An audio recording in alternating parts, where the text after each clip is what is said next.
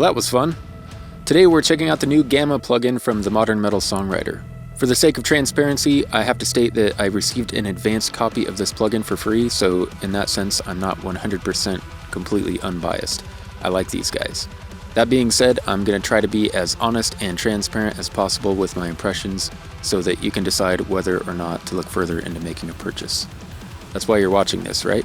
I'm going to try to keep this relatively brief. I won't go into depth on each feature because you can read about all of that on the Modern Metal Songwriter website. Instead, I'm going to give you my first impressions of it, my favorite features, where I feel that it could be improved, and whether or not this tool will be staying in my toolbox. Hopefully, by the end of this, you'll know if Gamma might be a good fit for your workflow. First impressions. It's an all-in-one vocal plugin. This means that the spatial effects are included. This can be both good and bad depending on how you like to work. It sounds great right away with the default setting. All of the controls make sense and are intuitive to use. It's simple yet flexible. It might be designed mostly as a simple songwriting solution to get good vocals quickly, but it has enough tweakability to handle pretty much all vocal duties in a mix. Alright, so my favorite features, number one has to be the amount of control that you have over saturation. So you have this THD control on the compressor module, as well as 3 different flavors of saturation in the saturation module, which also comes with a mix knob. That's pretty cool. Another one of my favorite features of this plugin is how easy it is to get a good vocal sound. I know that there's a lot of other plugins that kind of try to do the same sort of thing where it's like, hey, everything's all in one, but it's still like when you start kind of digging around, it just doesn't feel very intuitive, or it still doesn't seem like it's saving a whole lot of time. With this, everything sounded good right away. I was able to make a few tweaks without really like, oh, what does this do? It's just very easy to follow, and it's easy to get something that's pleasing right away. Also, there's enough tweakability here to where if you want to go deeper in a mix situation, you can. You're not just kind of like, it never feels like my hands are really tied. I really like the ducking controls on the reverb and delay. That prevents you from having to sidechain your vocal to a separate plugin. It's all built in right into this same tool, so it's pretty cool.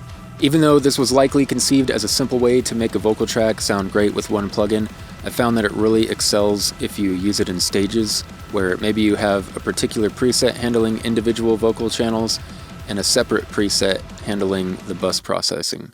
This is a little bit closer to how I typically process vocals, but with less plugins. Okay, possible shortcomings. The spatial effects are mostly for subtle ambience and may not deliver on more heavy-handed uses. This is for 2 reasons. 1, the reverb is a bit metallic. I really like that it has a built-in ducking control, and the EQ is really cool for filtering out some of that top end and some of the mud, but I feel like it could probably benefit from like a diffusion control or something to kind of help soften the signal a little bit.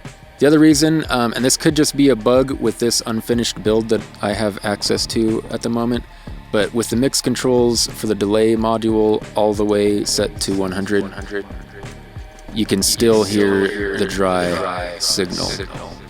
And I don't have my vocals going anywhere else. If I cut this, you will no longer hear me. La la la la la la la la. La, la, la, la. So that could just be a bug, but it also means I can't use it really effectively for delay throws and things like that. But again, I'm probably splitting hairs here. For the delay throws in my demo, I had to do a bit of extra volume automation to make it work. In a real world scenario, you'd be just fine using a stock delay for delay throws, but for this review, I didn't want to use anything on the vocals aside from Gamma.